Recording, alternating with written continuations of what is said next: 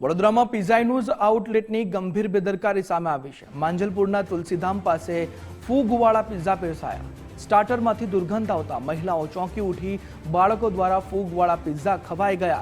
Manager દ્વારા યોગ્ય જવાબ ન મળતા રોષ વ્યાપી ઉઠ્યો છે। મહિલાઓએ ઘટનાના વિડીયો અને ફોટા લીધા।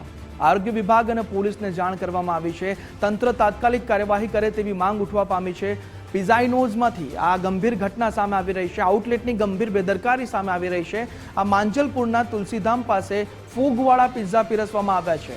સ્ટાર્ટરમાંથી દુર્ગંધ આવતા મહિલાઓ ચોંકી ઉઠી। જે સ્ટાર્ટર આપવામાં આવ્યું તેમાં દુર્ગંધ આવતી હતી।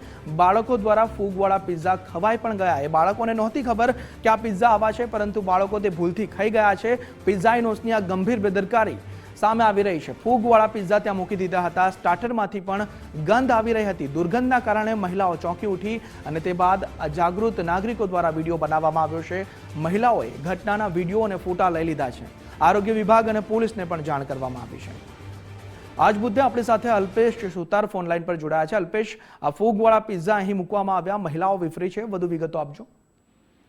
બિલકુલ જી, નવીન જે રીતે વાત કરીએ તો માંજલપુર ચાર રસ્તા પાસે આવેલા પિઝાઇનોઝ પિઝાના આઉટલેટ છે કે ત્યાંની આજની જે ઘટના છે કે જ્યાં ગ્રાહકો છે તે પિઝા ખાવા માટે ગયા હતા અને આ જે ગ્રાહકો છે તેમને ભૂખ લાગેલા પિઝા છે તે પીરસવામાં આવ્યા હતા। પિઝાનો જે નીચેનો ભાગ છે તે દ્રશ્યમાં પણ જોઈ શકાય છે કે આખો ફૂગવાળો પિઝા છે, તેમ છતાં પણ ગ્રાહકોને આ પ્રકારનું જે અનહાઇજેનિક ફૂડ છે તે પીરસવામાં આવે છે।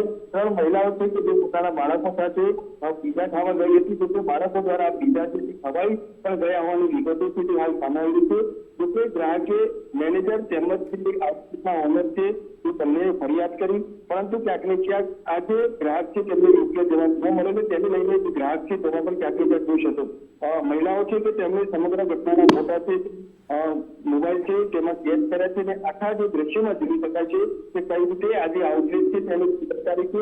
અવારનવાર આ પ્રકારના કિસ્સા છે તે સામે આવતા હોય છે। આરોગ્ય જે ખોરાક શાખાની ટીમ છે તે પણ ક્યાંક ને ક્યાંક ચેકિંગ કરતી હોય છે, તેમ છતાં પણ આમાં અનેક વાર જે આઉટલેટ ધરાવતા જે ઓનર છે કે તેઓની બેદરકારી સામે આવતી હોય છે।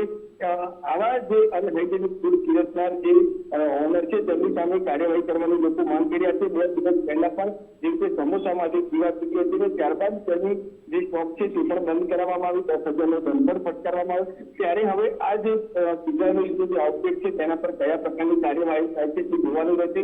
પરંતુ સતત આ પ્રકારના ફૂડની અંદર આ પ્રકારની પીવા અથવા તો ફૂડ મળી આવતા જે આરોગ્ય વિભાગ છે તેની સામે પણ અનેક સવાલ ઉભા થયા છે। જી અલ્પેશ, સમગ્ર માહિતી બદલ આભાર।